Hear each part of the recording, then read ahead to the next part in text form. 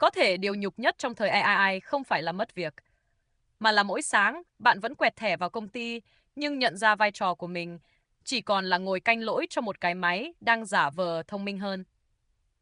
Nhiều người từng tưởng tượng về hai kết cục cực đoan, bị trí tuệ nhân tạo sa thải hoặc học cách làm chủ nó để thành siêu nhân công sở. Nhưng thực tế phũ phàng hơn nhiều. Phần lớn người lao động đang rơi vào một vùng xám tàn nhẫn. Họ không bị thay thế, họ rơi vào kết cục thứ ba bẩn tay hơn, bị giáng cấp thành người gác lỗi. Trong thời đại công nghệ chạy trước, con người lầm lũi đi sau để dọn dẹp hậu quả. Hãy nhìn vào mảng chăm sóc khách hàng. Ngày xưa, bạn dùng kỹ năng giao tiếp và sự thấu cảm để gỡ rối cho khách. Đó là một kỹ năng khó, mang lại sự tự hào. Hôm nay, thay vì tự giải quyết, hệ thống AI nhảy vào trả lời trước. Nó phun ra những đoạn văn bản bóng bẩy, nhưng đôi khi ngớ ngẩn, công việc của bạn bị gọt giũa lại, chỉ còn là lướt qua hàng trăm phản hồi. Canh chừng không cho cỗ máy gửi mã giảm giá sai, hay nói câu chọc điên khách hàng. Hay trong tuyển dụng, những chuyên viên từng dùng con mắt nhà nghề để đọc hồ sơ, đánh giá tiềm năng mà chứng chỉ không nói lên được. Bây giờ, họ được giao một danh sách mà thuật toán đã chọn sẵn dựa trên những từ khóa vô hồn vô cảm. Điều đau đớn nhất không phải là lượng việc tăng giảm, điều đau đớn là phần tinh túy nhất của nghề nghiệp, quyền phán đoán của con người đã bị tước đoạt. Người ta gọi đó là hiện tượng rút ruột vị thế. Bạn từng là thợ lành nghề, được trả tiền để suy nghĩ.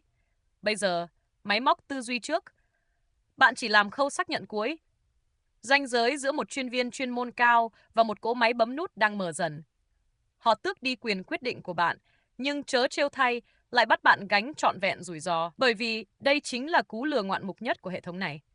Trách nhiệm. Khi AI chạy trơn tru, giám đốc công nghệ sẽ lên báo khoe rằng năng suất công ty đã tăng 300%. Cổ phiếu vút bay. Nhưng khi lỗi lầm xảy ra thì sao? Khi hệ thống tự động hóa từ chối oan một khoản vay? Khi ứng dụng buông lời mạt sát đối tác quan trọng? Ai sẽ là người bị lôi ra chịu trận? Chắc chắn không phải thuật toán. Đó chính là bạn. Sếp sẽ gọi bạn vào phòng và hỏi tại sao không kiểm tra kỹ. Khách hàng sẽ trút giận lên đầu bạn bởi họ không thể chửi một cụm máy chủ nằm trên đám mây. Máy móc không có lòng tự trọng để bị tổn thương. Mã code không có hợp đồng lao động để bị trừ lương. Kỷ nguyên này luôn cần một gương mặt bằng da bằng thịt để hạ gục. Công ty không thể lập trình ra một cỗ máy biết cúi đầu xin lỗi.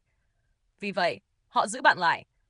Bạn không được trả lương để sáng tạo nữa. Mức lương khiêm tốn của bạn là khoản phí để công ty mua một tấm bình phong hút đạn, mặc cho bạn làm tấm ván trượt đỡ đòn cho công nghệ. Đó là lý do xã hội đang bước vào nền kinh tế dọn dẹp hậu quả, nơi trí tuệ nhân tạo được trao quyền bay bừa với tốc độ ánh sáng, còn người lao động cầm chổi chạy theo sau. Áp lực năng suất giáng xuống luôn ép bạn phải duyệt nhanh hơn. Một ngày trôi qua bằng cách lướt qua hàng nghìn quyết định đóng sẵn, tâm trí bạn đình công trước quy trình lặp lại, nhường chỗ cho phản xạ quán tính. Sự tồn tại của bạn tại bàn làm việc không gì khác ngoài một cái tem chứng nhận rẻ tiền, để người ta có thể đường hoàng nói với dư luận. Các quy trình tự động hóa của chúng tôi vẫn luôn có sự giám sát của con người. Lâu dần, chính bạn biến thành một nhánh nối dài của thuật toán.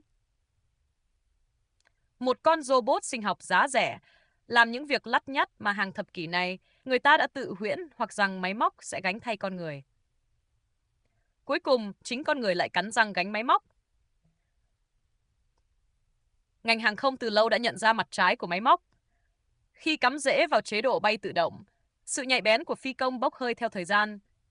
Buồng lái có người, nhưng tâm trí tê liệt. Hàng triệu nhân viên tri thức hiện nay đang bị lùa vào cái buồng lái vô hình đó. Bạn không được phép tự lèo lái công việc, nhưng lại bị ép duy trì sự tập trung cực độ suốt 8 tiếng, chỉ để canh chừng một cỗ máy gây hỏa. Đó là một sự sỉ nhục, trí tuệ thầm lặng.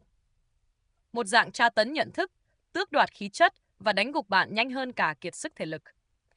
Não bộ chúng ta không sinh ra để đóng vai một chiếc bẫy chuột thụ động trực chờ lỗi lầm chạy ngang qua. Dưới trạng thái giam cầm đó, sự kiêu hãnh nghề nghiệp chìm vào cái chết lâm sàng. Nguy cơ của người đi làm trong thời AI không chỉ là giấy báo nghỉ việc, mà là bị giữ lại, gánh vác trách nhiệm như một con người trọn vẹn, nhưng chỉ được đóng vai kẻ lau dọn tàn dư. Bạn vẫn quẹt thẻ đi làm mỗi sáng, vẫn nhận lương mỗi tháng. Nhưng phẩm giá nghề nghiệp đã bốc hơi. Bạn biết sự thật đó, công ty hiểu điều đó. Và thứ công nghệ kia thì đắc thắng phủ bóng lên sự thất bại của một danh tính từng có tên. Nếu hợp gu mổ xẻ những góc khuất sushi rát mặt kiểu này thì subscribe cho Nhân dân Thời AI nhé. Free mà, với lại mình còn ra đều.